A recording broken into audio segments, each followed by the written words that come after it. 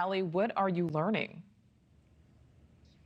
Yeah, hey, Nicole. So reporting on this gang isn't something that's new to NewsNation. We've been covering Tren de Aragua, or TDA, since about January. And that was when they first made headlines because the gang was involved in the murder of a Florida police officer. And then they really made headlines when the murder of 22-year-old nursing student out of Georgia, Laken Riley, when she was killed, and the suspects, his brother, has direct ties to TDA. So now we're seeing these things crop up across the nation, and we're seeing them in several different states. Now, most recently, police in Prairie du Chien, it's a tiny rural town in Wisconsin with only about 5,300 people. Well, they are reporting that a 26-year-old Venezuelan national, who you're looking at here on your screen, was arrested for physically and sexually assaulting a woman, and a juvenile female was also injured in that altercation. The department confirming that the suspect has a known affiliation to TDA.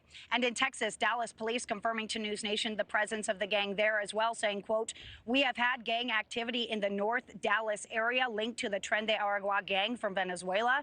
Our department is collaborating with other agencies to address possible crimes linked to this and other gangs in our city." Now, this as Texas DPS at the border arrested a confirmed TDA member working as a human smuggling scout. He's a 24-year-old. He actually had an ICE tracking device on him when he was arrested during a traffic stop.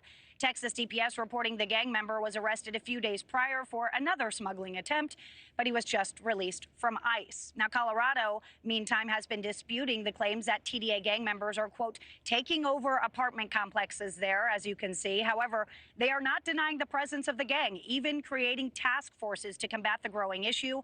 Aurora PD did, however, just arrest 4 Venezuelan nationals at an apartment complex with confirmed ties to, you guessed it, TDA.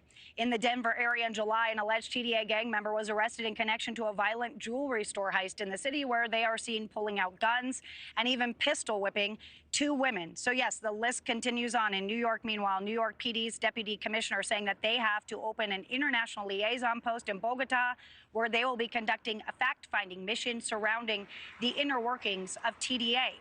At the end of July, an alert obtained through CBP sources shows that Tren de Aragua criminal organization members in the Denver area have been given a, quote, green light to fire on or attack law enforcement in Denver, Colorado.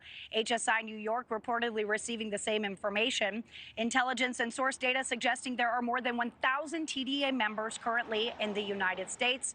We know there are at least 5,000 across the world. Congressman Tony Gonzales has been sounding the alarm about this gang for months now, which is essentially Venezuela's cartel. It means that we have to take this block by block, city by city, county by county. In Texas alone, there's 254 counties, and we have to take it serious in every single one of them. Whether it's West Texas, East Texas, South Texas, it doesn't matter, because these people are here. These criminal gangs, these criminal elements are here. So one of the issues that law enforcement are facing in some of these areas where this gang has been present, sanctuary city laws. That's because ICE cannot be involved. Local police, they frankly just don't have the access to the immigration records. That's something that Congressman Gonzales is working to fix.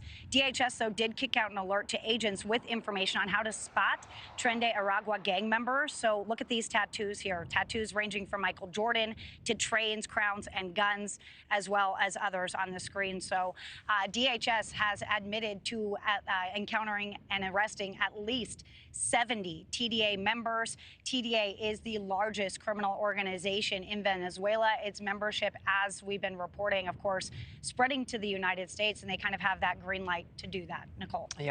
Thanks for watching. Go to joinnn.com to find NewsNation on your screen. And don't forget to click the red subscribe button below to get more of NewsNation's fact-driven, unbiased coverage.